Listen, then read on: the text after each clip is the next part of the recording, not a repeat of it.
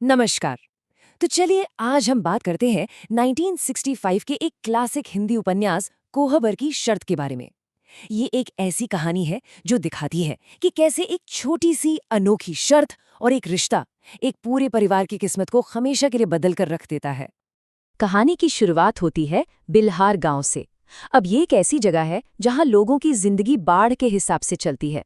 मतलब एक तरफ तो बाढ़ सब कुछ तबाह कर देती है, लेकिन दूसरी तरफ वही ठहरा हुआ पानी लोगों को 1.5 महीने तक नाव की सवारी का मजा भी देता है। एक ऐसी दुनिया जहां मुश्किल और मजा दोनों साथ साथ चलते हैं। तो चलिए मिलते हैं कहानी के सबसे अहम किरदार से, काका। एक बहुत ही जिंदा दिल इंसान जिनकी दुनिया में बहुत जल्द एक बड़ा बदलाव आने वाला है।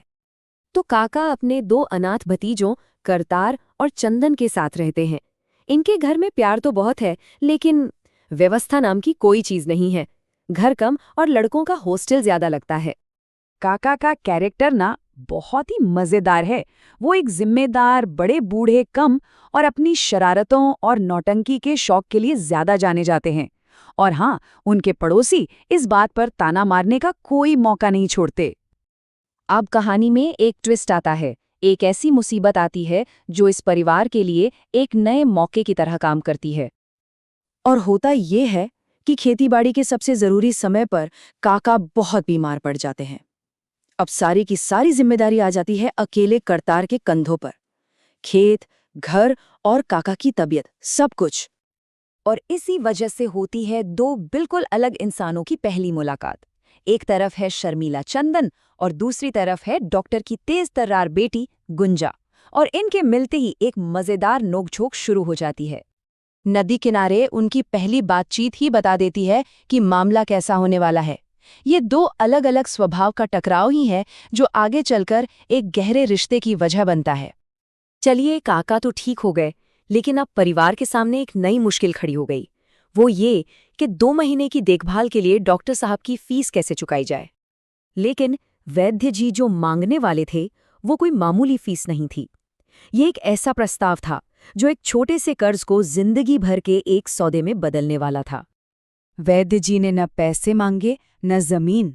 उन्होंने अपनी बड़ी बेटी पुष्पा के लिए करतार का हाथ मांग लिया। और पुष्पा के आते ही जैसे उस घर की काया ही पलट जाती है। घर में एक सलीका आ जाता है, अपनापन आता है और खाने की अच्छी अच्छी खुशबू आने लगती है। वो बिखरा हुआ घर अब सच में एक घर बन जाता है। अब हम पहुंचते हैं कहानी के उस हिस्से पर जिसके नाम पर इस उपन्यास का टाइटल है। एक ऐसी रात जब शादी की एक रस्म परिवार की अगली पीढ़ी का भविष्य तय कर देती है। तो कोहबर में एक रस्म होती है जहां दुल्हन की बहनें दूल्हे और उसके छोटे भाई से मजाक मस्ती करती हैं, पहेलियां पूछती हैं। और यही रस्म चंदन और गुंजा के बीच एक दिलचस्प खेल का मैदान बन जाती है। तो होता ये है कि गुंजा चंदन को एक चैलेंज देती है। उसे थाली में रखे चावल की मुट्ठियों का अंदाजा लगाना है। चंदन बड़े कॉन्फिडेंस से कहता है 30 मुट्ठी। लेकिन जब चावल गिने जाते हैं तो वो निकलते हैं 35। और बस चंदन शर्त हार जाता है। और बस इसी एक हार के साथ चंदन कोहबर की शर्त में बंध जाता है। एक ऐसा वादा जो उसे भविष्य में पूरा करना ही होगा, भले ही गुंजा कुछ भी मांग ले।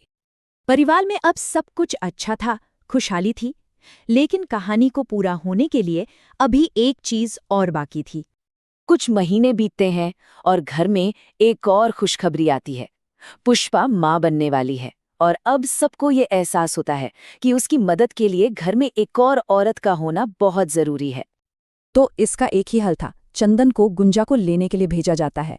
और ये वो कदम था जो न सिर्फ 2 परिवारों को बल्कि 2 चाहने वालों को भी हमेशा के लिए एक छत के नीचे ले आता है।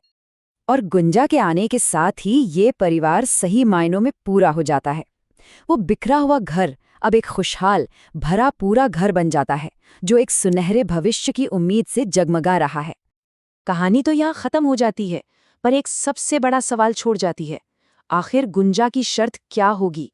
इस युवा जोड़ी का भविष्य और उस शर्त का अंजाम क्या होगा, ये लेखक ने हम सबकी कल्पना पर छोड़ दिया है।